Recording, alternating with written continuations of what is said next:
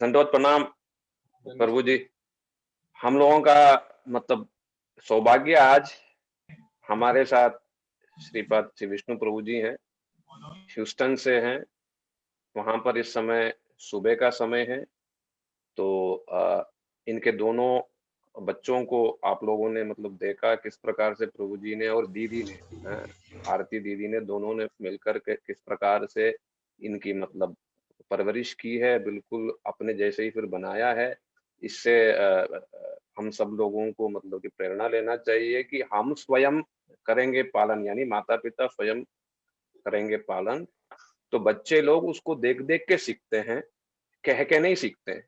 तो इसीलिए we should all get inspired to teach our childrens like them. So पहले अभी मैं विष्णु प्रभु का मैं देना चाहता हूँ कुछ परिचय।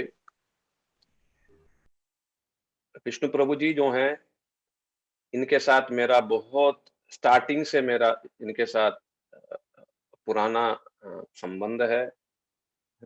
तो पारमार्थिक जीवन में प्रभु जी ने मुझे बहुत सहायता दी है।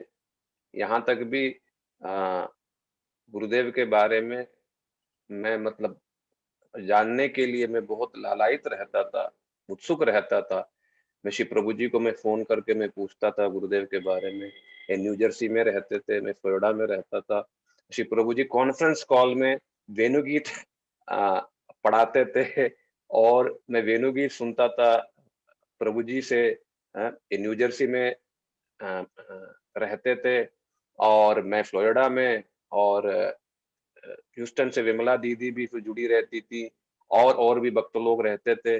और तब तो ये मतलब जूम स्काइप वाइप नहीं था, तब तो केवल कॉन्फ्रेंस कॉल होते थे। तो कॉन्फ्रेंस कॉल में हम लोग मिलकर के श्री गुरुदेव की बातें सुनते थे। और विशेष करके ह्यूस्टन में जब मतलब 7 दिन का प्रोग्राम रहता था, तब उस समय प्रभु जी के साथ बहुत ही मतलब क्लोज, और दीदी के साथ भी। दीदी बढ़िया सुंदर सुंदर प्रसाद फिर बनाती थी वहाँ विमला दीदी के घर पे। और फिर उसके बाद प्रभु जी जो हैं सब प्रकार से मतलब मोटिवेशन देते थे। और विशेष करके प्रभु जी के साथ वो तो स्टार्टिंग से ही बड़ा क्लोज एक रिलेशनशिप था। और प्रभु जी जो हैं, इनका जीवन भी बड़ा एक आदर्शमय रहा है। गुरुदेव को मतलब रामचंद्र प्रभु जी के थ्रू ये मिले थे। और इनकी माता जी, इनकी दीदी जो वृंदा दीदी हैं, इनके भाई ब्रजेश प्रभु हैं, सब लोग श्री गुरुदेव से जुड़े। और किस प्रकार से इन सब लोगों ने श्री गुरुदेव को दिल्ली में फिर बुलाया। श्री गुरुदेव तब से दिल्ली मतलब जाने लगे 91 के बाद। फिर प्रचार हुआ। फिर उसके बाद मतलब 96 में जब विदेश यात्रा जब श्री गुरुदेव ने स्टार्ट किया, तब उस समय भी श्री गुरुदेव जो है ह्यूस्टन में प्रभु जी ने फिर बुलाया। किंतु वहां पर के जो इस्कॉन लोग जो हैं बहुत ज्यादा श्री गुरुदेव को विरोध किया था। तो उन सब माहौल में भी श्री प्रभु जी ने श्री गुरुदेव को इतना सुंदर रूप से विमला दीदी के यहाँ पोस्ट किया, और इतना मतलब बढ़िया लगा।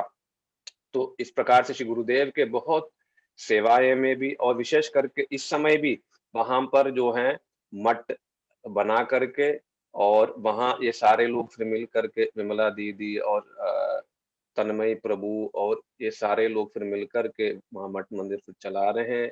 और इतना सुंदर, बिल्कुल वेल मेंटेन्ड। और सब प्रकार से समय समय पर कथा कीर्तन फिर वैष्णव लोगों को फिर बुलाते रहते हैं। तो इसलिए हम लोगों का सौभाग्य आज ये सारा विवरण सबसे पहले कैसा फिर मिलना हुआ। रामचंद्र प्रभु जी पिछले वीक कह रहे थे कि उच्चटीकरा में बाज पक्षी आकर के उस स्ट्राइक मतलब किया था, और जब विंड स्क्रीन टूट गया, तो वो सब कैसे हुई चीज, और किस प्रकार से दिल्ली मतलब कौन लेके आया, और किस प्रकार से दिल्ली में आए प्रचार कैसे फिर बढ़ा, और ह्यूस्टन में किस प्रकार से मतलब प्रॉब्लम्स हुई है। बस ये सारी जो मधुर-मधुर चीज़ें हैं, आप कृपा करके सबके निकट आप शेयर कीजिएगा। और दीदी से मैं माफ़ी चाहूँगा। दीदी रह गई, तो दीदी से मैं कहूँगा कि दूसरे दिन तो मैं दीदी को फिर बुलाऊँगा, और इसके साथ ही जो आपके फैमिली है, वृंदा दीदी हैं, आपकी माताजी हैं, वो भी नाराज़ ना होएँ। सबकी टाइम आएगा, मैं सब लोगों को मतलब मैं ध्यान में रखा हूँ, बस सीक्वेंस में ना हो सकता है चीज़ें, तो कोई पहले कोई आगे-पीछे की फिर बातें है, तो सबकी बारी आएगी, सबसे मतलब सबसे सब लोगों से, गुरुदेव से जुड़ी जो-जो फिर मधुर बात है, मैं सबसे मैं सुनूँगा। इसलिए सबसे पहले श्री विष्णु प्रभु से प्रार्थना है। आपके पास खूब टाइम है प्रभु जी, और पहले दिनों की बातें, 91 की बातें, किस प्रकार का माहौल था, क्या था, फिर मठ की क्या स्थिति थी, किस प्रकार से दिल्ली ले आए थे, फिर विदेश में कितना एक टफ सिचुएशन था, ये सारा चीज़ आप कृपा करके फिर बतलाएँ। हरे कृष्ण। धन्यवाद प्रभु जी। ओम ज्ञानतिमिरन्धस्य ज्ञानाञ्जनशलाकया चक्षुरुन्मिलितं येन तस्मै श्रीगुरवे नमः। नमो विष्णुपादाय राधिकायै प्रियात्मने श्रीश्रीमद्भक्तिवेदान्त नारायण गोस्वामिनिति नामिने। श्रीकृष्णलीला कथने सुदक्षं औदार्य माधुर्य गुणैशयुक्तं वरं वरेण्यं पुरुषं महान्तं श्रीनारायणं त्वं शिरसा नमामि। वाञ्छाकल्पतरुभ्यश्च कृपा सिन्धुभ्य एव च पतितानां पावनेभ्यो वैष्णवेभ्यो नमो नमः। जय श्री कृष्ण चैतन्य प्रभु नित्यानंद श्री अद्वैत गदाधर श्रीवासादि गौर भक्त वृंद। हरे कृष्णा कृष्णा हरे कृष्ण कृष्णा कृष्ण हरे हरे हरे, हरे हरे राम हरे राम, राम राम राम। राम हरे हरे। मैं सर्वप्रथम अपने परम आराध्यतम गुरुदेव श्री श्रीमद् श्री भक्ति वेदांत नारायण गोस्वामी महाराज जी के श्री चरण कमलों में कोटिशः साष्टांग तन्वत प्रणाम ज्ञापन करता हूँ। तत्पश्चात अपने रूपानुगा गुरुवर्गों के श्री चरणों में और सभी वैष्णव भक्तों के श्री चरणों में मेरा यथा योग्य प्रणाम। तो सबसे पहले तो पूज्यपाद विजय कृष्ण प्रभु जी का आभारी हूँ कि उन्होंने यह अवसर दिया, और जैसे वे कह रहे थे, इनसे मेरा बहुत ही प्रेम का और पुराना संबंध है। ये जब यूनिवर्सिटी ऑफ फ्लोरिडा गेन्सविल में पढ़ रहे थे, तो उस समय गुरुदेव का एक कार्यक्रम हुआ अलाचुआ में, और मेरे ख्याल से 2003 की बात है। हाँ, 3 की गुरांग बात है, 3। गुरांग जो छोटा, जिससे आपने गुरुदेव का भजन सुना, वे अभी कुछ 3 या 4 महीने का भी नहीं था, 3 महीने का था।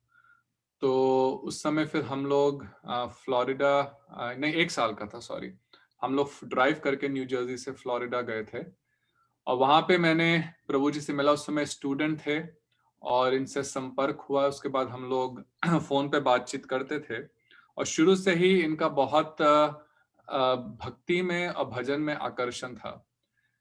कई लोगों को हम लोग प्रचार में मिलते हैं, लेकिन कई लोग बहुत सालों वर्षों के बाद भी उनके अंदर भजन के प्रति रुचि उत्पन्न नहीं होती, परंतु कुछ हैं जो एक ही अवसर में, एक ही बारी में उनके अंदर इतनी रुचि दर्शित होती है। तो प्रभु जी का भी मैंने देखा, बहुत भगवान में और भजन में रुचि थी। ये थे साउथ इंडिया के, पर फिर भी हिंदी समझने का प्रयत्न करते थे, हिंदी सीखी। और जैसे कह रहे थे, हम लोग उस समय वेणुगीत पे कॉन्फ्रेंस कॉल करते थे, और कॉन्फ्रेंस कॉल उन दिनों में कोई कॉन्फ्रेंस फैसिलिटी नहीं थी। हम एक दूसरे को फोन करते थे, क्योंकि उस समय आप 2 लोगों को ही अपने फोन से कॉन्फ्रेंस इन कर सकते थे, और मोबाइल फोन्स भी नहीं थे। तो एक को करा, दूसरा दूसरे को करता। तो इस तरह से हम लोग कुछ छोटा सा ग्रुप था, तो बहुत आनंद आता था। और प्रभु जी बहुत सुंदर सुंदर प्रश्न पूछते थे। और एक बार मुझे इनका ईमेल आया, और ईमेल में लिखा था कि मैं 1 वे टिकट पे इंडिया जा रहा हूं। तो मैं पढ़ करके बहुत दंग भी रह गया। थोड़ा सा दुख इस बात का हुआ कि अब इनसे संपर्क वैसा नहीं रहेगा कि हम लोग हफ्ते में सप्ताह में कितनी बार वार्तालाप करते थे। पर इस बात का बहुत ये लगा कि देखो कैसे गुरुदेव की कृपा से, जो वास्तव में मैं नहीं कर पाया, प्रभु जी अपनी पीएचडी करते हुए अमेरिका में पीएचडी कर रहे हैं, इतनी अच्छी यूनिवर्सिटी में लोग यहाँ पे आने के लिए कितना प्रयत्न करते हैं, कितना प्रयत्न करते हैं। और यहाँ पे यूनिवर्सिटी में पीएचडी करते हुए सब छोड़ करके एक वैरागी जीवन आपने एक्सेप्ट करा, और वो भी दक्षिण भारत, साउथ इंडिया से होते हुए कि मथुरा में रहेंगे जहाँ पे भाषा भी नहीं मालूम। तो इनका गुरुदेव से पूर्व जन्मों का संबंध है। मैं आज भी उस बात को इनके श्री चरणों में प्रार्थना करता हूँ कि मैं भी एक बार किसी तरह से एक वन वे टिकट पर गुरुदेव के श्री चरणों में पहुंच जाऊं। अभी हम लोग आपकी आपकी कृपा से, प्रेरणा से हुई है सारी चीज। तो और जैसे ही कह रहे थे गुरुदेव के विषय में तो बहुत संस्मरण है। हम लोग कुछ उस विषय में आज करेंगे। असल में आज मठ में भी हम लोगों के कार्यक्रम है, तो थोड़ी समय की पाबंदी है। आगे दोबारा कभी अवसर हुआ तो दोबारा नहीं, पुनः थोड़ा सा आप टाइम ले लो, वहां 5-10 मिनट लेट भी हो जाए कोई प्रॉब्लम नहीं, दीदी देख लेंगे, कोई चिंता नहीं। हाँ, ऐसे हम लोग के यहाँ पे हम लोग मठ क्योंकि विदेश है तो बहुत समय से चलाते हैं। हर चीज, हर जो कार्यक्रम होता है समय से होता है। तो अब एक बस मैं और क्योंकि प्रभु जी बच्चों के विषय में कह रहे थे, और ये कई जो परिवार हैं, पेरेंट्स हैं, उनका प्रश्न होता है। हम लोग के मठ में भी कई लोग पेरेंट्स आते हैं, वो पूछते हैं कि हम कैसे अपने बच्चों में ये संस्कार डालें। तो संस्कार डालने का जो, जैसे प्रभु जी कह रहे थे, यत यत आचरति श्रेष्ठः, गीता में भगवान कहते हैं हम लोग माता पिता बन करके श्रेष्ठ बनने का प्रयत्न करें। श्रीमद् भागवतम में भी श्री कृष्ण कहते हैं कि जब हम किसी जीव को इस जगत में लेके आते हैं, यदि पिता है, गुरु है और राजा है, जो अपने ऊपर आश्रित हैं, उनको किस प्रकार जन्म मरण के बंधन से मुक्त करा करके भगवत धाम ले जाने की प्रयत्न करें। हम में इसमें सामर्थ्य नहीं है, हम लोगों में कोई भी सामर्थ्य नहीं है। और यदि हमारे पुत्रों में ये संस्कार है तो उसमें भी मेरा कोई भी कंट्रीब्यूशन नहीं है। सिर्फ कंट्रीब्यूशन इतना ही है कि जो गुरुजनों ने आदेश दिया उसका हम लोगों ने जितना शक्ति है उतना यथा योग्य पालन करने का प्रयत्न करा। और आप यदि करेंगे तो बच्चे भी छोटी उम्र से ही उसको फॉलो करेंगे। और एक जो मैंने अपने माता पिता से भी जो चीज सीखी थी, इंग्लिश में भी एक सेइंग है, those who eat and pray together stay together. और वास्तव में सत्य है। हम लोगों का भी संस्कार इसलिए पड़े क्योंकि हमारे माता पिता ने बचपन से ही हम लोगों को एक डिसिप्लिन दिया कि हर रोज सुबह स्कूल जाने से पहले 5 मिनट हो 10 मिनट हो कुछ करना है। तो हमारी माता जी हमें रामचरितमानस से 2 मीठी बना दो। स्कूल जाना है, तो बचपन से ही ऐसी आदत डाली। और शाम को बैठ करके हम लोग सब मिल करके आरती गाते थे। उस समय हम लोग ओम जय जगदीश गाते थे, पर एक डिसिप्लिन था, कुछ भी हो जाए आरती सब लोग मिल करके गाएंगे। और हम लोगों ने भी यही अपने पुत्रों के साथ भी किया कि एक तो हर हफ्ते सत्संग में ले जाना। हम कहीं भी थे वहां पे, भले एक ही परिवार हो। जब हम लोग न्यू जर्सी गए तो सिर्फ हम लोग थे और एक विनय कृष्ण प्रभु, कोई भक्त वहां पे नहीं थे। पर फिर भी हम लोग हर शनिवार को हम लोग इकट्ठे होते थे।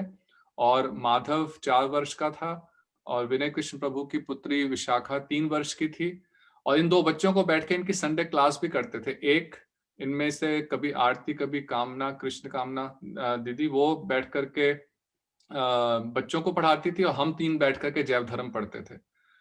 तो कुछ भी हो जाए हम लोग हर सप्ताह बच्चों को एक बार कम से कम भक्तों का, वैष्णव का संग कराना, रोज शाम को बैठ करके आरती करना और रोज उनको कुछ कथा सुनाना। बस इतना ही करते करते करते उनके अंदर, और फिर सबसे अधिक प्रचुर कृपा तो गुरुदेव की, उनका इतना आकर्षण, उनका इतना प्रेम कि कोई भी जड़ हृदय व्यक्ति भी उनके प्रति स्व आकर्षित हो जाए। तो बच्चों का तो हृदय वैसे ही कोमल होता है, यदि उनको गुरुदेव की कथाएं सुनाएं, गुरुदेव के वीडियो दिखाएं, तो बच्चों के अंदर अपने आप संस्कार आएंगे। तो ये मेरा सब माता पिताओं से सबसे ये करबद्ध होकर के प्रार्थना है कि आप कुछ समय निकाल करके अपने बच्चों में संस्कार डालने का प्रयत्न करें। कम से कम रोज उनके साथ बैठ करके 10-15 मिनट हरिनाम संकीर्तन करें, शाम को आरती करें। अभी माधव गौरांग ऐसे हैं कि कई बार हम लोग, और इस बात का मुझे तब लगा कि देखो ये संस्कार का कितना प्रभाव है। गुरुदेव से मिलने हम लोग न्यू वृंदावन जा रहे थे, हम लोग उस समय न्यू जर्सी में थे, और गुरुदेव न्यू वृंदावन में थे, और गौरांग अभी उस समय 2002 की बात है, गौरांग का जन्म ही हुआ था, तो बहुत छोटा था, तो आरती नहीं जा सकती थी, अभी 3 हफ्ते का भी नहीं हुआ था। तो रामचंद्र प्रभु जी न्यू जर्सी आए थे और मैं उनके साथ ड्राइव करके हम लोग न्यू जर्सी से न्यू वृंदावन, जहाँ इस्कॉन का बहुत बड़ा उनकी कम्युनिटी है, तो वहीं पे कुछ भक्तों ने गुरुदेव को आमंत्रित किया था। तो हम लोग जा रहे थे और रास्ते में जैसे शाम हुई तो गुरा माधव उस समय सिर्फ 4-4.25 वर्ष का था, वो अपनी कार सीट था। तो बोला जैसे ही शाम हुई कि पापा अभी आरती का टाइम होगा, हम आरती गा लें। तो तो हम लोगों ने गाड़ी में ड्राइव करते हुए हम लोगों ने अपनी पूरी गौर आरती और युगल मिलन गाया। उसके बाद हम लोगों का एक ट्रेडिशन बन गया, कभी हम लोग शाम के समय यदि हम लोग कहीं ड्राइव पे भी हैं, कहीं बाहर भी हैं, तब भी हम लोग कहीं रुक करके या ड्राइव करते हुए भी आरती अवश्य गाते हैं। तो ये कुछ छोटे छोटे हैं जिससे हम लोग बच्चों के हृदय में ये संस्कार डाल सकते दीदी हैं। का क्या रोल है इसमें? अधिक तो देखो मैया का ही रोल होता है। मैया ही बच्चों के साथ होती है, पर दोनों का ही रोल है। पिता अधिक समय बच्चों के साथ नहीं होते, पर मैंने हमेशा प्रयत्न करा कि उनके साथ खूब समय स्पेंड करूं, और किसी हर रूप में, चाहे उनके साथ गेम खेल रहे हैं या उनको कथा सुना रहे हैं, किसी ना किसी रूप में गुरुदेव और राधा कृष्ण के संबंध में उसमें ले आए। और आरती का मैया का तो सबसे ज्यादा रोल होता है, क्योंकि सबसे ज्यादा समय ही मैया अपने बच्चों के साथ और उनके अंदर उनको सुंदर सुंदर ठाकुर जी को भोग लगा करके प्रसाद देना, उनके अंदर संस्कार डालना, कथा। आरती भी काम करती थी, लेकिन जब बच्चे हुए तो उसने अपना काम छोड़ दिया, कि ये ज्यादा हम लोगों का उत्तरदायित्व है कि यदि मैया बाहर होगी सरसों में तो बच्चों के अंदर वो संस्कार नहीं पड़ेंगे। तो वो सेक्रीफाइस किया। यहाँ रहते हुए भी हम लोगों को कई प्रकार की, कई बार कठिनाइयां भी आई, परंतु फिर भी हमने कहा कि नहीं, ये अधिक इम्पोर्टेंट है कि बच्चों के अंदर संस्कार हो और उनके साथ हमेशा कोई घर पे हो। तो पर मैं एनीवेज आज थोड़ा सा, क्योंकि वो विषय चला, तो इस विषय में बहुत चीजें हैं। हम लोगों ने इस अपनी सफर में गुरुदेव के अनुगत्य में बहुत कुछ शिक्षा ग्रहण करी कि किस प्रकार से हम बच्चों के अंदर संस्कार डालें। फिर किसी समय में उस विषय में बात करेंगे। तो अभी प्रभु जी ने कहा गुरुदेव से कैसे संपर्क हुआ, ये कथा मैंने कई बार भक्तों के साथ शेयर करी है, परंतु जब भी कोई इस विषय में बोलने के लिए कहता है तो इतना अंदर हृदय में आनंद की अनुभूति होती है। और कैसे गुरुदेव से संपर्क हुआ, इसमें भी सब कुछ जो गुरुदेव का ही पूरा 100% कंट्रीब्यूशन भगवान का है।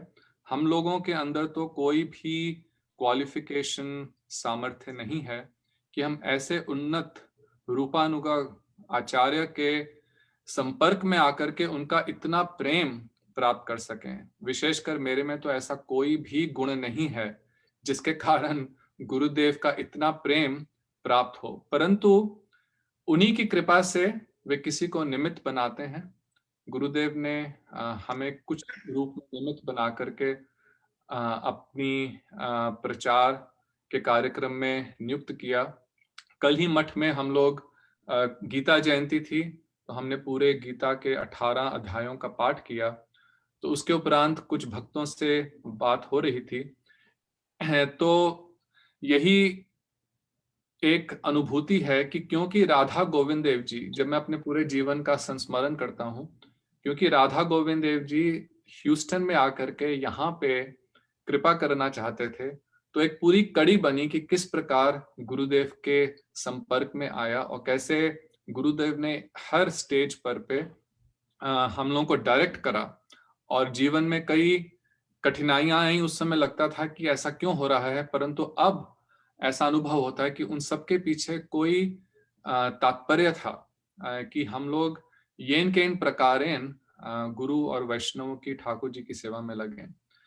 सबसे पहले गुरुदेव रामचंद्र प्रभु जी ने आपको जो बताया वो 1990 की बात है, परंतु सबसे पहले मैंने गुरुदेव के दर्शन करे थे 1986 में, 1986 में। मैंने अभी इस्कॉन में आया ही था, आईआईटी के फर्स्ट ईयर खत्म करने के बाद मैंने वहां पे पूज्यपाद गोपाल कृष्ण महाराज जी से हरिनाम लिया। और प्रभुपाद स्वामी भक्तिवेदांत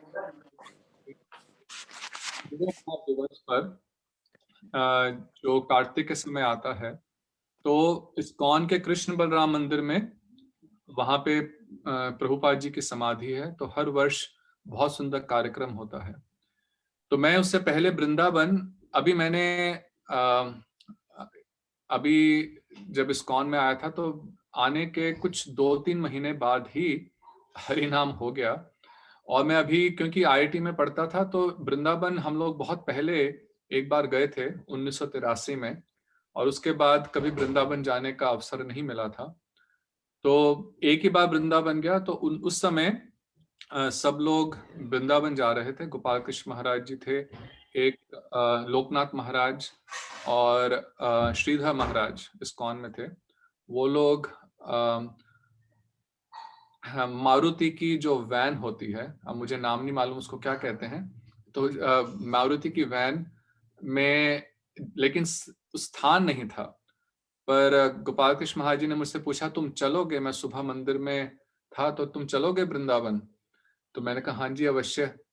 तो स्थान तो था नहीं गाड़ी में, तो अगर आपको जो मारुति की वैन है, जो आगे जिसका कोई लंबा कुछ वो भी नहीं होता बॉनेट, तो उन्होंने कहा जो पीछे ट्रंक होता है जहाँ पे सामान रखते हैं, तो वहां पर मैं बैठ गया। और वहां बैठ करके हम लोग वृंदावन पहुंचे। और जब पहुंचे तो उस समय हम सुबह सुबह मंगल आरती के बाद दिल्ली के मठ मंदिर से निकले थे। जब वहां पहुंचे, कार्यक्रम अभी प्रारंभ ही हो रहा था, तो मंदिर में बहुत लोग बैठे थे। आप यदि कभी कृष्ण बलराम मंदिर गए हों, तो वहां पे सामने राधा श्याम सुंदर गौर निताई और कृष्ण बलराम बीच में है, और एक तरफ प्रभुपाद जी का विग्रह है व्यासासन पे। तो उनके आगे बहुत सन्यासी गण बैठे थे, और पूरा जो मंदिर का प्रांगण है भरा हुआ था। तो पीछे जहाँ पे तुलसी जी का स्थान है, वहां पे प्रभुपाद जी के बिल्कुल सामने वहां पे तुलसी जी का स्थान है, जहाँ पे तुलसी रखी है। तो वहां पे कुछ जगह थी, वहां पे जा करके मैं बैठ गया। तो अभी मैंने कभी असल में अभी इतना तत्व सिद्धांत के विषय में भी बिल्कुल कुछ मालूम नहीं था, और तिरोभाव क्या होता है, डिसअपियरेंस, उसका भी मुझे कुछ अधिक ज्ञान नहीं था। परंतु एक एक करके कुछ 1-2 सन्यासियों ने बोला। उसके बाद उन्होंने अनाउंस करा कि गौड़िया मठ से, मुझे ये भी नहीं मालूम था कि गौड़िया मठ क्या है, और उन्होंने किस किस आचार्य के नाम उन्होंने अनाउंस करा वो भी नहीं मैंने सुना। परंतु जब वो खड़े हुए तो उनको देख करके एक व्यक्तित्व, आचार्य खड़े हुए, सन्यासी खड़े हुए, उनकी बहुत घनी दाढ़ी थी, और बाकी जितने भी वहां पे सन्यासी थे इस्कॉन के, उनसे कुछ वृद्ध थे और पतले से लंबे। और जब खड़े हुए उनको देख करके आज भी मुझे वह समय नहीं भूलता, विस्मरण नहीं होता। उनको देखते ही मेरे हृदय में, शरीर में ऐसा लगा कि जैसे कुछ करंट दौड़ा है, और उनको देखते ही मेरे आंखों से अश्रुधारा बहने लग गई। कभी मैंने अपने जीवन में कभी नहीं ऐसा अनुभव किया था। अब इस्कॉन में भी आए हुए 1 वर्ष हो गया था। भक्तों से संबंध था इस्कॉन, क्योंकि उस समय इस्कॉन इतना बड़ा नहीं था। बहुत छोटा मंदिर था ग्रेटर कैलाश में।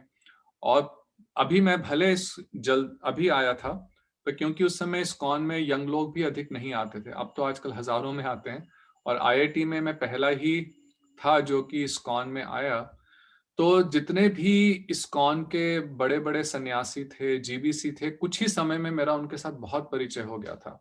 हृदयानंद महाराज, सत्स्वरूप महाराज, लोकनाथ महाराज, और पहले ही 3-4 महीने में जो दिल्ली आते थे इन लोगों के आईआईटी में कार्यक्रम कराना, तो कई धनुर्धर स्वामी जो कि वृंदावन के गुरुकुल के प्रिंसिपल थे, कई सन्यासियों के साथ बहुत घनिष्ठ संबंध हो गया था। परंतु ऐसा अनुभव, उन सब से बहुत सुंदर शिक्षा मिलती थी, बहुत इंस्पिरेशन मिलती थी, और उनका मेरे भक्ति में आगे बढ़ने में उन लोगों का एक बहुत ही योगदान है। और गुरुदेव के पास लाने के लिए भी उनका बहुत योगदान है। तो परंतु ऐसा अनुभव कि किसी को देख करके शरीर में ऐसा करंट हो और आंखों में आंसू आए, ऐसा कभी अनुभव नहीं किया था। तो उन्होंने जो, और ये कौन थे? ये हमारे प्रिय गुरुदेव श्री भक्तिवेदांत नारायण गोस्वामी महाराज जी। उनको देख करके मैं नहीं समझा कि उनका नाम क्या है, वे किस मठ के थे, परंतु एक हृदय में यह भाव रहा कि किसी एक दिव्य पर्सनालिटी, व्यक्तित्व का आज दर्शन हुआ। और वास्तव में मैं जब भी बचपन से ही ये कथाएं बहुत रुचिकर लगती थी कि भगवान के धाम से एक यान आया, उसमें विष्णुदूत आए या स्वयं भगवान आए अपने भक्त को लेने के लिए, वो इस जगत में आए। तो मुझे ये सब सुनकर के, पढ़ करके बड़ा रुचिकर लगता था। तो ऐसा लगता था कभी ऐसे हमारे जीवन में होगा कि भगवान के धाम से कोई आकर के सामने दर्शन दे। और वास्तव में उस दिन जब मैंने गुरुदेव के दर्शन करे, मुझे एकदम ऐसा ही प्रतीत हुआ कि भगवत धाम से कोई दिव्य पुरुष, कोई दिव्य पर्सनालिटी आकर के सामने मेरे खड़ी हुई है। तो वो जो समय था, वो आज भी जब भी मैं उस बात का स्मरण करता हूं, तो आज भी मेरे हृदय में एक ऐसी तरंग उठती है जिसका वर्णन करना बहुत ही कठिन है। उसके बाद गुरुदेव, मैंने किसी से इतना प्रश्न भी नहीं करा, क्योंकि इतनी समझ ही नहीं थी कि कौन है ये सब, तो कोई संपर्क नहीं हुआ। 1990 में मैं 1989 में अमेरिका आया पीएचडी करने के लिए, यूनिवर्सिटी ऑफ डेलावेयर में। और वो वहाँ पे उस समय केमिकल इंजीनियरिंग में सेकंड टॉप रैंक्ड यूनिवर्सिटी थी अमेरिका की। तो वहाँ पे पीएचडी करने आए, लेकिन कुछ मेरे पिताजी के बिजनेस में उनको हेल्प चाहिए थी। तो मैंने 1 सेमेस्टर वहाँ से छोड़ करके कि मैं वापस जाऊँ, थोड़ा कुछ मेरा वहाँ पे मन भी नहीं लग रहा था, क्योंकि हम लोग जब इस्कॉन में थे तो बहुत हम लोग का यूथ फोरम फिर बढ़ा, बहुत वहाँ पे एक ऊर्जा थी। जब यहाँ पे आया तो इतना कोई संग नहीं था। यहाँ पे भी उस समय इस्कॉन की स्थिति कुछ अच्छी नहीं थी, कई मठ मंदिर बंद हो रहे थे, भक्त लोग भी अधिक नहीं थे, विदेशी ही थे, और वो भी कई, मतलब कि सबकी स्थिति इतनी ठीक नहीं थी। और जहाँ पे मैं डेलावेयर में गया, वहाँ पे कोई भक्त थे ही नहीं। तो हर समय एक मन में बड़ा वो लगता था कि भक्तों का संग नहीं है। तो खैर मैं उस समय इंडिया गया, और मन में ये भी क्षोभ था कि मैं अपनी यूनिवर्सिटी से छोड़ करके, अपनी पढ़ाई छोड़ करके वापस जा रहा हूँ। परंतु उसके पीछे भी क्या कारण था उस समय नहीं समझ आया। परंतु तभी, क्योंकि मैं वापस इंडिया गया 1990 में, शायद मैं फरवरी के मार्च में वापस आया, और उसी वर्ष फिर प्रभुपाद जी के तिरुभाव दिवस पर हम लोग वृंदावन जा रहे थे और फिएट गाड़ी में। तब गाड़ियों के अंदर, आज तो जो इंडिया में गाड़ियां हैं, आप आगे 2 लोग ही बैठ सकते हैं। उस समय पूरी एक सीट होती थी, कितने लोग भी चाहे बैठ जाएं, है ना। तो हम लोग फिएट में 8-8 लोग बैठ करके 9-9 लोग भी एडजस्ट हो जाते थे। तो रामचंद्र प्रभु जी थे, मैं था, मेरे पिताजी, माताजी, मेरी बहन वृंदा और छोटा भाई ब्रजेश, और एक हमारे गुरु भाई जो मेरे ब्रदर इन लॉ भी हैं, कल्की प्रभु, वे भी थे। और साथ में हमारा ड्राइवर भी था, क्योंकि ड्राइवर गाड़ी चला रहा था। तो आप देख लीजिए कि 9 लोग थे हम लोग गाड़ी के अंदर। और हम लोग मथुरा वृंदावन जा रहे थे प्रभुपाद जी के तिरुभाव दिवस के लिए। तो जब छठीकरा पहुंचे तो वहां पे एक मृत कोई पशु था, उसको बाज उसको खा रहा था, उसके ऊपर बैठा हुआ था। तो जैसे, क्योंकि उस समय मथुरा रोड पे अधिक ट्रैफिक नहीं होता था, बहुत हार्डली कोई गाड़ी होती थी। तो जैसे ही गाड़ी वहां से गई तो वो एकदम उड़ करके जब उड़ा तो हमारी विंडशील्ड से टकराया और विंडशील्ड टुकड़े टुकड़े हो गई।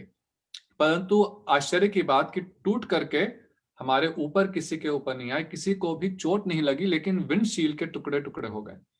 पर हम लोग छठी करा पे ही थे, किसी प्रकार से हम कृष्ण बलराम मंदिर में पहुंचे।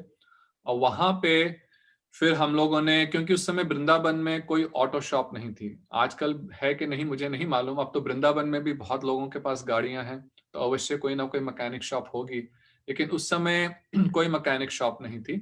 तो हम लोगों ने कार्यक्रम अटेंड करा, तो फिर शाम के समय हम लोग मथुरा गए। तो क्योंकि रामचंद्र प्रभु जी जो इस समय ह्यूस्टन में आए हुए हैं, रामचंद्र प्रभु जी मथुरा में ही पले बड़े थे, तो उनको कुछ मालूम था, तो वे हमें मथुरा लेकर के गए। वहां पे हम लोगों ने, आज भी वो जो जितने सीन हैं वो बिल्कुल फ्रेश मेरे स्मरण में है। वहां पे वो जो मैकेनिक शॉप ठीक कर रहा था, उसके सामने ही बहुत बड़ा कोई यूनिवर्सिटी, कोई कॉलेज था, उसका बहुत बड़ा मैदान था। और प्रभु जी अपने विषय में बता रहे थे कि कैसे वो मथुरा में जन्मे पढ़े, लेकिन उनके पिताजी क्योंकि भक्ति में इतना उनकी रुचि नहीं थी, तो वो कह रहे थे कि मथुरा में रहते हुए भी मैं कभी जन्मभूमि जाता था, कृष्ण जन्मभूमि, लेकिन वहां पे जो अंग्रेज लोग आते थे उनको देखने के लिए और उनसे इंग्लिश में बात करने के लिए, लेकिन वहां रहते हुए कभी वो कृष्ण जन्मभूमि के अंदर नहीं गए, मंदिर के। तो इस तरह से वो हमें अपने संस्मरण बता रहे थे।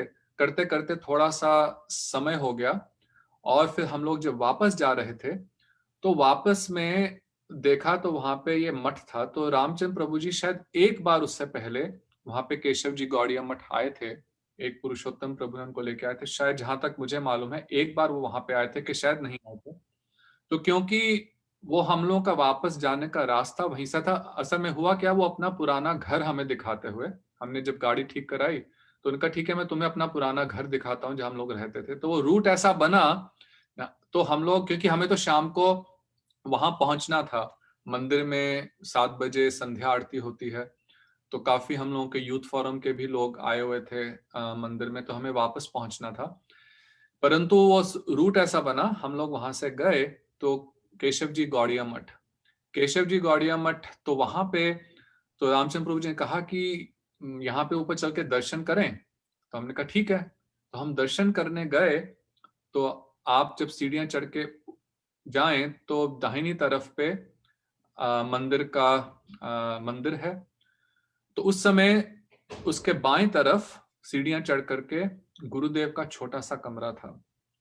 तो हम जब ऊपर चढ़े तो वहां पे एक लकड़ी की कुर्सी पे, बहुत ही साधारण लकड़ी की कुर्सी पे गुरुदेव बैठे हुए थे और उनके पास कुछ भक्त बैठे हुए थे। तो उनको देख करके मुझे वही 4 वर्ष पूर्व की जो स्मृति थी कि मैंने इन दिव्य पुरुष के दर्शन करे थे। देखिए उस समय उनकी बहुत बड़ी दाढ़ी थी, क्योंकि हम लोग के मठ में जब जब चतुर्मास होता है तो 2 महीने दाढ़ी नहीं काटते, और 2 महीने का तो जब कार्तिक का जो, क्योंकि जब प्रभुपाद जी का तिरुभाव का समय आता है तो वो कुछ कार्तिक के आखिरी के 10-15 दिन में आता है। तो उस समय गुरुदेव की काफी बड़ी दाढ़ी थी जब मैंने उनको पहली बार 1986 में देखा। और इस्कॉन में तो हम सब देखते थे, सभी लोग एकदम शेव किए हुए और हर समय परंतु उस समय भी गुरुदेव का जो व्यक्तित्व था, उनका कलेवर इतना दिव्य, उनको देख करके इतनी सुंदर एक अनुभूति हुई थी। तो वही गुरुदेव का वैसा ही इस समय भी वही समय था, 4 साल बीत गए लेकिन वही समय था, प्रभुपाद जी का ही तिरोभाव का दिवस था। इसलिए मैं तो श्री भक्तिवेदांत स्वामी प्रभुपाद जी के ही श्री चरणों में अनंत कोटि दंडवत प्रणाम करता हूं कि उन्होंने ही किसी प्रकार से इस अपने तिरोभाव का माध्यम बना करके गुरुदेव से संपर्क कराए, वही लेकर के आए। तो गुरुदेव वहां बैठे हुए, उनको देख करके मैं को लगा कि ये तो वही हैं जिनको मैंने 4 वर्ष पहले देखा था। हम लोगों ने प्रणाम करा। गुरुदेव से जब भी आप लोग मिलते थे तो गुरुदेव बहुत ही शांत और प्रेम से पूछते थे आप कहाँ से आए, और हमेशा बहुत ही लविंग, बहुत प्रेम पूर्वक और बहुत आदर पूर्वक। इतने एक महान आचार्य और वो आप करके बोलें, तो ये उनके विषय में। और दूसरी, देखते ही जो उनके विषय में जो एक हृदय को बात छुई कि वे कितने सरल थे। हम लोगों ने इससे पहले देखा था कि साधु संत हमेशा बहुत सुंदर सुंदर आसन पे बैठते, हर समय उनके उनके गले में सुंदर सुंदर पुष्पों की मालाएं, तो बहुत उनके पास एक तरह से देखिए, गुरुदेव कई बार कहते थे कि जो ऐश्वर्य हम लोगों को बिरला टाटा के घर में भी नजर आएगा, वो ऐश्वर्य साधु संतों के पास है। तो ऐसा हम लोग देखते थे। परंतु गुरुदेव इतने सरल, और वहां पे एक वो जो कुर्सी थी गुरुदेव के कमरे के बाहर होती थी, और बहुत ही सिंपल सी, आधी तो वो टूटी हुई थी, उस पे गुरुदेव बैठे। तो हम लोगों ने उनसे बताया कि हम लोग कृष्ण बलराम यहाँ से इस्कॉन से आए हैं, यहाँ से निकल रहे थे तो ऊपर दर्शन करने के लिए आए। तो गुरुदेव ने थोड़ा परिचय पूछा। तो उस समय गुरुदेव वहां से निकलने की तैयारी में थे। कहाँ जा रहे थे? वे वृंदावन ही जा रहे थे, और वृंदावन में भी कृष्ण बलराम मंदिर के पास ही जा रहे थे। क्यों? क्योंकि अभी कुछ दिन पहले ही, कुछ 10 दिन पहले ही गुरुदेव की हार्ट की एंजियोप्लास्टी हुई थी। तो उसके बाद विश्राम करना आवश्यक है।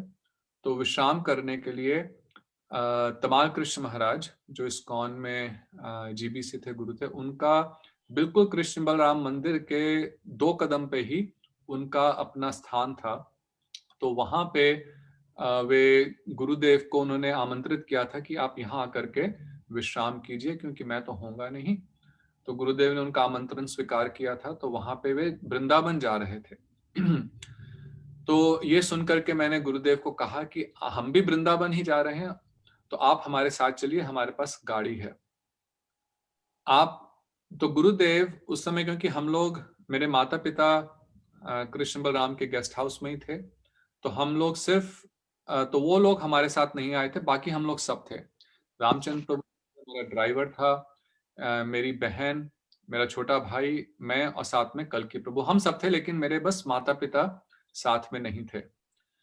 तो उस समय मैंने फिर गुरुदेव को कहा, तो आप वो कह रहे हम भी चल रहे हैं। तो कैसे जा रहे हैं वृंदावन? फटफटिया से। फटफटिया, आप शायद अभी भी वृंदावन में होंगी, जो कि एक तो 3 व्हीलर होता है, और ये है कि जिसमें ड्राइवर के साथ भी लोग बैठे हैं, पीछे भी 2 वो हैं, और ऐसे करके काफी। नहीं, अभी नहीं है। अब नहीं है ना? अच्छा। अब नहीं उसको है, अब बैन हो गया। अभी सारा, अभी थोड़ा डिसेंट वाला आ गया सारा अभी। रिक्शा हो गए। तो वो फटफटिया में तो आवाज इतनी आती थी, 3 व्हीलर में फिर थोड़ी कम आवाज आती थी, फटफटिया में तो बहुत ही ज्यादा आवाज। तो गुरुदेव के बहुत ही साधारण 2 बैग्स के अंदर उनके वस्त्र, और फिर वो उन्होंने कहा हम फटफटिया में जा रहे हैं, वो और नवीन कृष्ण प्रभु, जो अब पूज्यपाद माधव महाराज जी। तो ये सुनकर के मुझे बहुत ही आश्चर्य हुआ कि हमने तो देखा है कि जितने भी साधु संत सन्यासी इस्कॉन में विशेषकर, उनके सबके पास बहुत अच्छी अच्छी गाड़ियां हैं, और इनके पास तो कोई गाड़ी भी नहीं है, तो ये फटफटिया में जाएंगे। तो उनसे फिर हमने ये सुनकर के निवेदन किया कि आप कृपया हमारे साथ चलिए, हम लोग तो वृंदावन ही जा रहे हैं। तो गुरुदेव ने कहा कि नहीं, आपको मैं तकलीफ नहीं देना चाहता। देखिए, गुरुदेव का एक एक जो वाक्य है, उसके अंदर अनंत शिक्षाएं होती थी। उनका व्यक्तित्व कैसा है, उसका हमें आभास अनुभव होता था, और अपने हर वाक्य के साथ वो इतनी गूढ़ शिक्षा देते थे। अब इसी को जो उन्होंने कहा, उसी पे पूरा हम लोग 1 घंटा बात कर सकते हैं। परंतु गुरुदेव, सबसे पहले जब गुरुदेव, और ये गुरुदेव की जो उनसे पहली ही इस भेंट में जो एक अनुभव हुआ, कि जब गुरुदेव कुछ भी कहते थे, वो 100% अनुभूति से और स्वाभाविकता से कहते थे। इससे पहले भी कई बहुत सीनियर लोगों के, सन्यासियों के हम लोगों ने प्रवचन सुने थे। वो बहुत सुंदर सुंदर प्रवचन करते थे, बड़े लॉजिकल, क्योंकि उस समय हम आईआईटी में पढ़ते तो बड़ी लॉजिकल प्रीचिंग करना कि लाइफ कहाँ से आई, और साइंस के बारे में हमेशा क्वेश्चन करना। तो हम लोग, अब थोड़ा सा इस्कॉन का भी प्रचार दूसरे रूप का हो गया, उस समय प्रचार अलग रूप से था। तो बहुत लॉजिकल हर चीज इस तरह से करना, और तो परंतु जब हम लोग प्रवचन करने के बाद जब उन्हीं के साथ अलग से बैठते थे, तो एक अलग ही उनका व्यक्तित्व सामने आता था। तो परंतु जो गुरुदेव का व्यक्तित्व था, वो हर समय जब वो प्रवचन कर रहे हैं, जो अपने से किसी के साथ 1-to-1 बातचीत कर रहे हैं, वार्तालाप कर रहे हैं, हर समय वे वही थे। उनका स्वभाव, उनका व्यक्तित्व, जो वे कहते थे उसका पालन करते थे। उनका जीवन ही, वे तो नित्य सिद्ध परिकर हैं श्रीमती राधिका के। तो परंतु फिर भी जिस प्रकार से उनका व्यक्तित्व था, वो हर चीज बहुत स्वाभाविकता से कहते थे। जब उन्होंने कहा कि आपको तकलीफ नहीं देना चाहते, वो केवल इसका एक नाटक नहीं कर रहे थे। कई बार हम लोग अपनी दैन्यता का नाटक करते हैं। मैं अपने, विशेषकर अपने लिए तो कह सकता हूं, हृदय में दीनता तो किंचित मात्र भी नहीं है। हृदय में हम चाहते हैं कि लोग हमारी ग्लोरिफिकेशन करें। हृदय में हम चाहते हैं कोई आकर के हमें कोई अच्छी भेंट दे, कि हमें बहुत अच्छा सब कुछ मिले। परंतु जब कोई आकर कोई कहता है, तो हम लोग दीनता, नहीं प्रभु जी, नहीं नहीं, I don't want this, I am just a humble servant. तो मैं अपने विषय में कह रहा हूं कि हम लोग एक दीनता का एक ढोंग करते हैं। परंतु गुरुदेव ने जब कहा कि नहीं, मैं आपको तकलीफ नहीं देना चाहता, तो उनके उनके वाक्य में वो इतनी स्वाभाविकता थी कि वास्तव में ही वो हमें तकलीफ नहीं देना चाहते थे, कि मैं, तुम लोग अपनी गाड़ी में आए हो, तुम लोग इतने लोग हो, मैं तुम्हारे साथ बैठूंगा। तो हमने कहा, नहीं गुरुदेव, आप, महाराज जी, आप हम में से कोई 2 लोग फटफटिया में चले जाएंगे, आप गाड़ी में जाइए। क्योंकि मैं को ये एडमिट नहीं कर पा रहा था कि कैसे कितने महान संत फटफटिया में जाएं, और हम भी उसी रास्ते से वृंदावन जा रहे हैं, लेकिन हम लोग गाड़ी में बैठ करके जाएं। तो गुरुदेव से बहुत तो अनुरोध करा। अच्छा, अब जब गुरुदेव वहां से चलने, तो गुरुदेव से बहुत अनुरोध करने के बाद जब गुरुदेव ने ये 100% कंफर्म कर दिया कि हमें किसी प्रकार की तकलीफ नहीं होगी, फिर गुरुदेव ने ये भी कहा कि तुम लोग साथ ही चलो, हम लोग सब एडजस्ट कर लेंगे गाड़ी में। तो वो मुझे एक और आश्चर्य हुआ कि हम लोग ऑलरेडी 7 लोग गाड़ी में हैं, तो उसके साथ ये तो वही जैसे 9 फिर दोबारा से कैसे एडजस्ट करेंगे। तो उनका, नहीं, आपको तकलीफ नहीं हो तो हम लोग एडजस्ट कर लेंगे। तो ये भी फिर हम लोग जब चले, तो एक और उस समय जो मैंने देखा कि गुरुदेव के पास कुछ भक्त थे, कुछ ब्रह्मचारी, बहुत ही मठ, सिंपल। इससे पहले हम लोगों ने जो मंदिर देखे थे, सब बहुत भव्य मंदिर। अगर भव्य नहीं भी थे तो बहुत वहां पे फैसिलिटीज थी। लेकिन यहाँ केशव जी गौड़िया मठ बहुत ही साधारण, और बहुत साधारण भक्त सबके, जब उन्होंने वस्त्र भी पहने हुए थे, सबके बहुत ही साधारण वस्त्र, और कुछ वहां पे मथुरावासी भी बैठे हुए थे।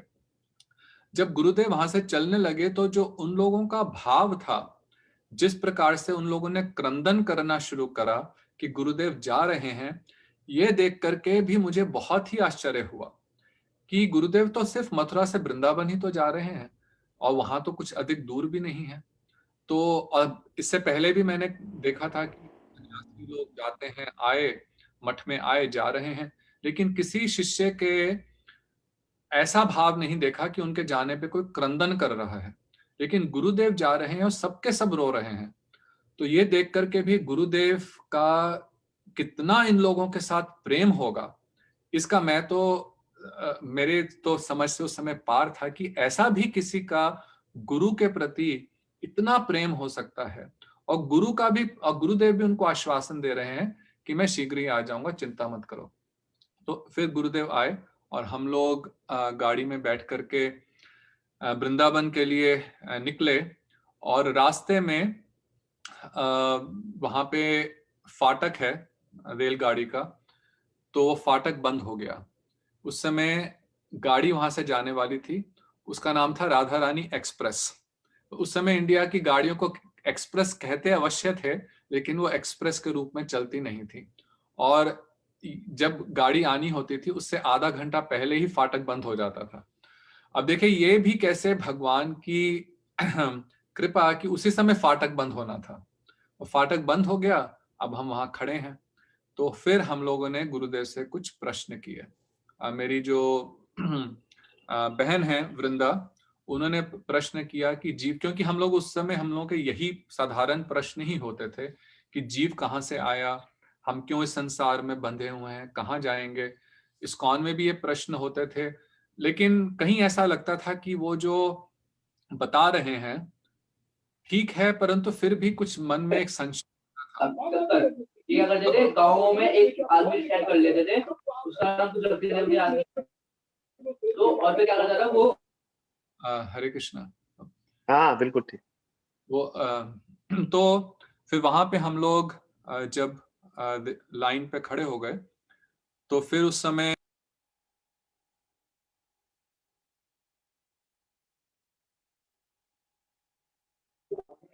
हरे कृष्णा। विष्णु प्रभु जी, आप अनम्यूट कर लीजिए, म्यूट हो गया था।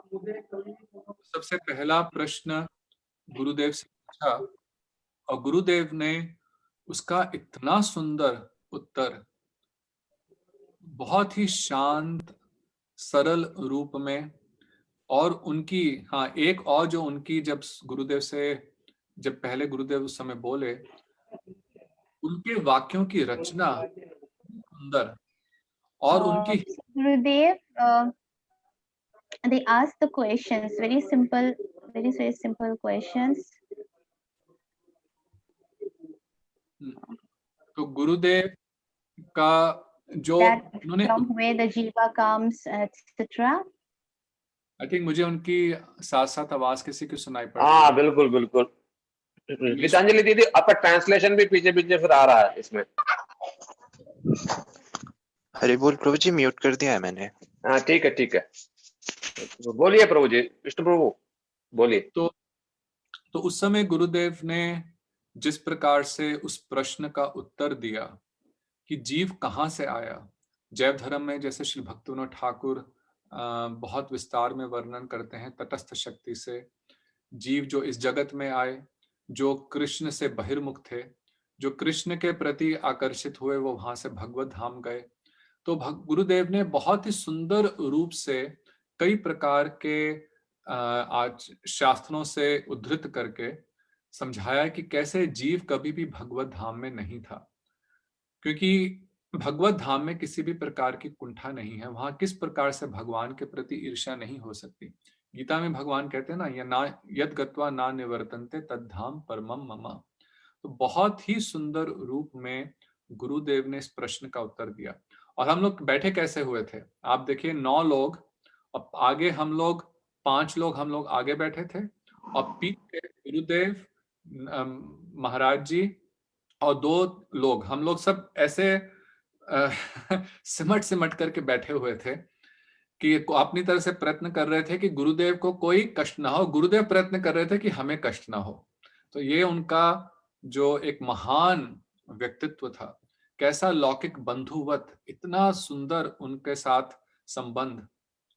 तो जब हम लोग वृंदावन पहुंचे और तब तक गुरुदेव ने तो पहले ही हमारा हृदय चुरा लिया था जब 1986 में उनको देखा था। अब जो ये आधे एक पौने घंटे का, मैं तो कहूँगा राधा रानी की कृपा थी, उनके नाम की राधा रानी एक्सप्रेस गाड़ी ने हमें वहां पे रोक दिया और उनकी कृपा से उनकी बहुत ही प्रिय सहचरी, जो उस समय तो ये हम लोगों को ज्ञान नहीं था, उनका हमें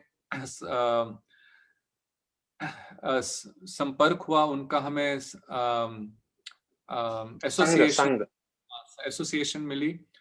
तो उस आधे घंटे के अंदर गुरुदेव का ऐसा, जिसको कहूँगा रंग चढ़ा, है ना, ऐसा रंग चढ़ा कि बस फिर अब गुरुदेव ही गुरुदेव, बस उसके बाद हम लोगों को लगने लगे। जब गुरुदेव को लेकर के हम वहां पे आए तो मैंने गुरुदेव से पूछा कि गुरुदेव, वो वहां पे सब किसी को भी आना सख्त मना था। 10 दिन के लिए वे विश्राम करने के लिए आ रहे थे और मथुरा के मठ से भी और कहीं से भी, इस्कॉन के भी, उस समय इस्कॉन के बड़े बड़े सन्यासी जीबीसीज जैसे तमाल कृष्ण महाराज हैं और धनुर्धर महाराज, सतस्वरूप महाराज, ये सब भूरीजन प्रभु, ये सब लोग गुरुदेव के पास शिक्षा लेने के लिए आते थे। परंतु उन सबको भी अनुरोध किया गया था कि कोई ये 10 दिन के लिए नहीं आएगा, तो गुरुदेव पूर्ण रूपेण विश्राम करेंगे। तो मैंने फिर भी गुरुदेव से पूछा कि गुरुदेव, हमने तो आपके दर्शन कर लिए महाराज जी, पर मेरे माता पिता आपके दर्शन नहीं कर पाए, तो क्या मैं उनको लेकर के कल आ जाऊं? तो गुरुदेव ने कहा ठीक है, आप आ जाइए। तो गुरुदेव ने समय दिया अगले दिन का, शायद 5:30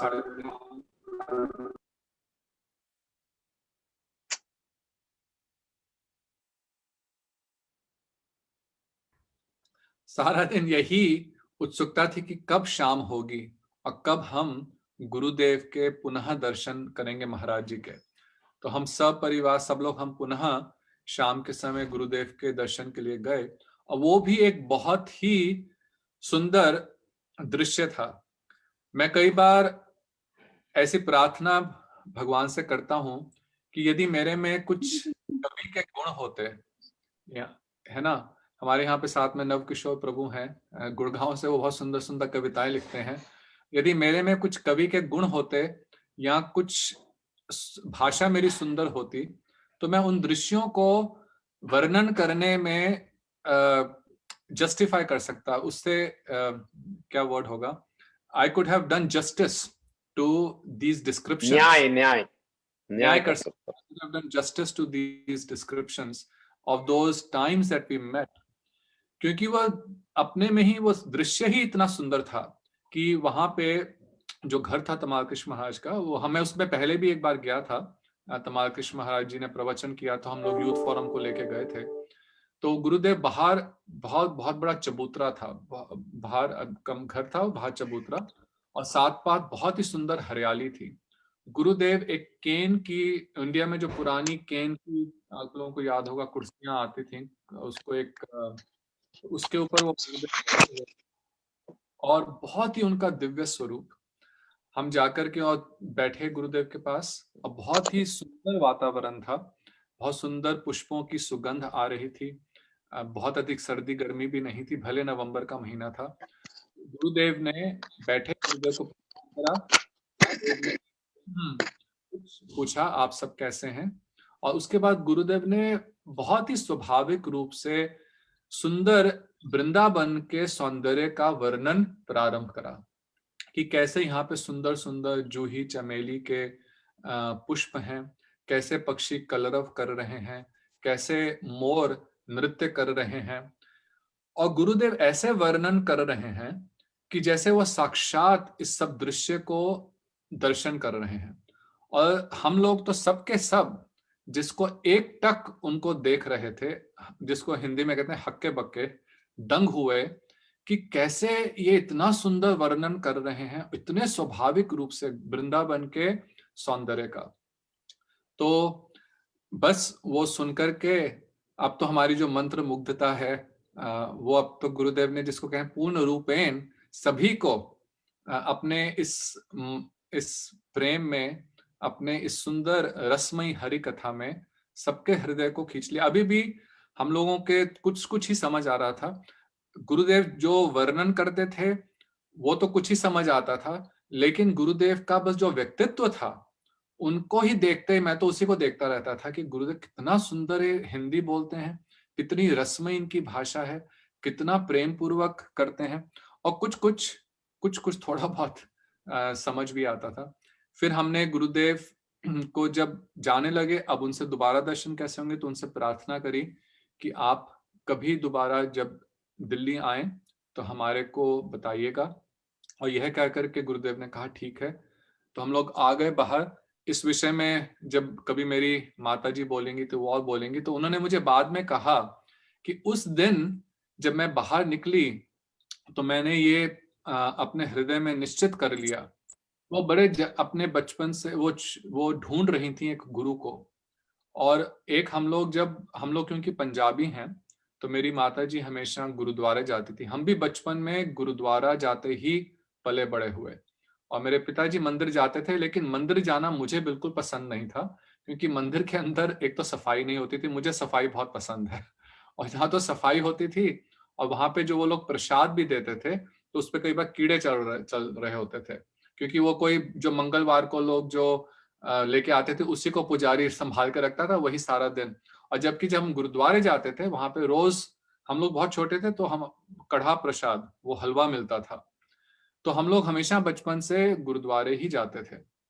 तो तो एक बहुत अच्छे संत थे जिनको हम लोग नौशहरा अमृतसर के पास, वो भी बहुत दिव्य वैष्णव थे भले वो सिख में, पर बिल्कुल वैष्णव थे। उनके वहां पे हम लोगों ने सबसे पहले अनुभव किया कि प्याज लहसुन नहीं खाना, तो बिल्कुल वैष्णव रूप में ही वो रहते थे।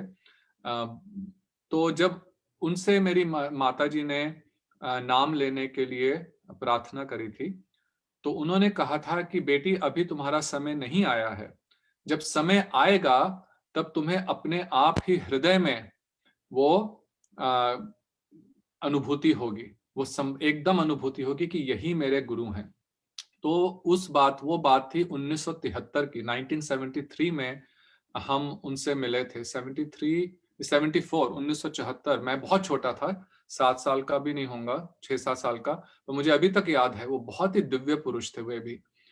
तो उनको मैया उन्होंने कहा, तो 1974, अब ये हो गया 1990, 16 साल से वे ढूंढ रही थी कि कोई गुरु मिले।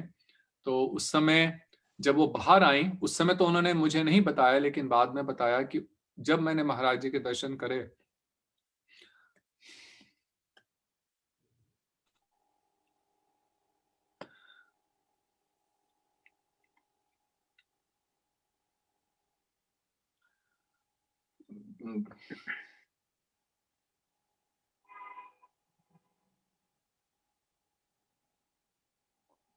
कि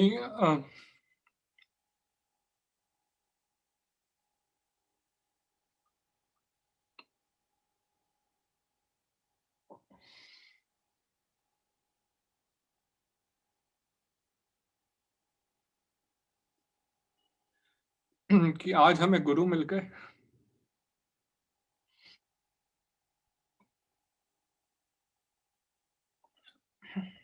तो आज समय भी बहुत हो गया है। आज समय नहीं नहीं है नहीं आज समय है 10 बज गए हैं। असमें हमें ना मंदिर पहुंचना है और वहां पे कार्यक्रम है, कोई परिवार आ रहे हैं तो उनके साथ तो मुझे वहां जाके करना है। 1 घंटे का समय, और मंदिर यहाँ से पौना घंटा लगता है। अच्छा, हम लोग दीदी को दे दो, नहीं तो और 5-10 मिनट मतलब दीदी वो भी यदि चाह मतलब बोले। हम सबको मंदिर जाना है। तो मंदिर में अच्छा वो हमारे बहुत प्रिय भक्त हैं, वो बहुत भक्ति में आगे बढ़ रहे हैं, तो उनके साथ उन्होंने काफी कुछ लोगों को आमंत्रित किया है। तो वहां पे आज कुछ थोड़ा सा कार्यक्रम है, उन्हें भोग आरती से पहले पहुंचना है। तो फिर ठीक है, मैं आपकी ठीक है, सुनेंगे। अधूरा ही रह गया सारा चीज। और मुझे लगता है कि ये मतलब घंटे भर भी बहुत ही कम समय है। खैर आशा रहेगी फिर दोबारा कभी सुयोग मिलेगा तो हम लोग फिर आपसे सुनेंगे विस्तार से चीजें सब। प्रभु जी के पास बहुत सारी बातें, ये तो केवल प्रारंभ की थोड़ी सी बातें प्रभु जी ने शुरू ही किया था।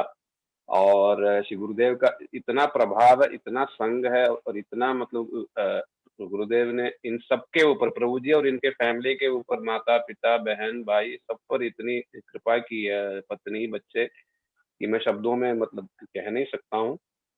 तो इसलिए प्रार्थना है कि प्रभु जी से हम कभी फिर दोबारा सुयोग मिलेगा तो सुनेंगे। और जो इनके माता हैं, पिता हैं, भाई हैं, बहनें हैं, सबसे मेरा मतलब निवेदन है कि आप सब लोगों की भी बारी फिर आएगा, और मैं सब लोगों से सुनूंगा। बस इसमें थोड़ा सा समय और बहुत सारी चीजों का है, क्योंकि लोग देखो बहुत सारे गुरुदेव के रत्न है, तो कहीं ना कहीं आगे पीछे हो जाने के लिए मतलब बाध्य है। तो इसलिए मैं सारे सीनियर लोग और बाकी लोगों से भी मैं क्षमा मैं चाहूंगा, इससे नाराज बिल्कुल ना होए। मेरा ये प्रयास ये भी है कि एक हफ्ते में मतलब कोई सन्यासी भी हो, कोई ब्रह्मचारी भी हो, कोई वैष्णवी भी हो, कोई मतलब विदेश से भी कोई लोग हो, है ना, एक मिक्सअप हो, ताकि एक नया नया सा चीजें हो, ये नहीं कि एक जैसा ही चीजें हो। इसलिए मेरा कुछ इस प्रकार से मतलब कि प्रयास है। तो इसलिए कई लोगों का रिक्वेस्ट है, ये क्यों नहीं, वो क्यों नहीं, तो मैं सबको समझाता हूँ, सभी लोग मतलब लिस्ट में हैं। और मैं तो पहले सोच रहा हूँ कि ये फरवरी 6 तारीख तक चलेगी, क्योंकि उसके बाद मतलब दिल्ली में जो सेंटिनियल प्रोग्राम होगा इसमें रामचंद्र प्रभु जी के द्वारा जनकपुरी में, और मुझे तो जाना होगा उसमें। किंतु लोग इतने हैं गुरुदेव के, तो मतलब उसके बाद भी यदि संभव है तो मतलब राधानाथ प्रभु हैं, कोई दूसरे हैं, हम इन सबके द्वारा धीरे धीरे मतलब सबका प्रयास रहेगा। ये जब तक श्री गुरुदेव चाहेंगे तब तक मतलब चलता रहेगा। सबका मतलब सब लोगों के द्वारा बुलवाने का प्रयास हम लोगों का रहेगा। तो इसलिए बिल्कुल आप लोग धैर्य रखें और मुझ पर कृपा आशीर्वाद दें कि कोई एक थोड़ी सी भी भूल त्रुटि हो जाए फिर बुलाने में, आगे पीछे में, क्षमा करें मुझे, क्योंकि इसमें हो जाना मतलब स्वाभाविक है। ठीक है। और एक आप आप तो सबको कह ही रहे हैं, पर दोबारा एक बार सबको अपनी व्यास पूजा पुष्प लिख करके भेजने का। हाँ, प्रभु जी का जो है बहुत ही सुंदर रूप से श्री व्यास पूजा के लिए सब लोगों से जो पुष्पांजलि के लिए मैं बार बार आप सब लोगों से भी जो निवेदन किया हूँ, वो प्रभु जी ने ही मतलब रिस्पॉन्सिबिलिटी लेकर के बड़ा सुंदर उन्होंने वेबसाइट पर बनाया है। और स्टार्टिंग में जब स्टार्ट किया तब मतलब ज्यादा लोगों का रिस्पॉन्स नहीं था, किंतु धीरे धीरे श्री गुरुदेव की मतलब प्रेरणा से और प्रभु जी के मतलब अथाह प्रयास से अब लगभग 600 प्रभु जी 600 700 से अधिक, 700 के करीब। हाँ, तो बहुत भक्त हैं जिनको भेजनी है। हाँ, तो देखो लगभग मतलब 800-900 विश्व भर में सारे लोगों से पुष्पांजलि प्रभु जी को फिर मिली है। प्रभु जी बहुत ही बिजी हैं, जॉब में, मठ के संचालन में, फिर पुष्पांजलि के लिए इतना बिजी है, फिर भी प्रभु जी ने टाइम निकाल के किया। तो सब लोगों से निवेदन है, जिन जिन लोगों ने पुष्पांजलि नहीं दिया है, थोड़ा सा फिर दोबारा आप सभी लोग सोच लो, आप लोगों के पास टाइम है, ये सुंदर सुयोग है। भले ही 2 लाइन ही क्यों ना हो, आप सब लोग थोड़ा बहुत भी लिख करके, बोल करके, वीडियो फिर बना करके, लोगों ने तो पेंटिंग भी फिर बना के फिर भेजी है। तो सब प्रकार से आप लोग जो पुष्पांजलि भेज सकते हैं, मुझको भेज सकते हैं, मैं प्रभु जी को भेज दूंगा, या सीधा ही फिर प्रभु जी को भेज सकते हैं। सब प्रकार की सुविधा है व्हाट्सएप के द्वारा और ईमेल के द्वारा, वेबसाइट के द्वारा भी। तो सब लोगों से निवेदन है, फिर दोबारा सोचिएगा, जिन जिन लोगों ने नहीं दिया है सब लोग सोच लीजिएगा, प्रभु जी का इस प्रयास में गुरुदेव की ही मतलब महिमा हो, और आप सभी लोगों का भी नाम इसमें रहेगा। तो बाद में भी जब आप देखेंगे आपको बड़ी मतलब प्रसन्नता मिलेगी। और सबसे बड़ी बात देखो क्या है कि जब आप कुछ बोलोगे और जब आप कुछ लिखोगे ना, तब आपको वास्तव में पता चलेगा किसी गुरु के साथ कितनी आपकी कनेक्टिविटी है। जब तक आप बोलोगे नहीं और जब तक आप लिखोगे नहीं, आप सोचोगे कि है, शायद है, किंतु जब लिखने लगोगे तब आपको समझ आएगा कि मैं तो कुछ जानता ही नहीं हूँ, मैंने मतलब संगी नहीं किया। तो ये रियलाइजेशन लाने के लिए ही वास्तव में ये पुष्पांजलि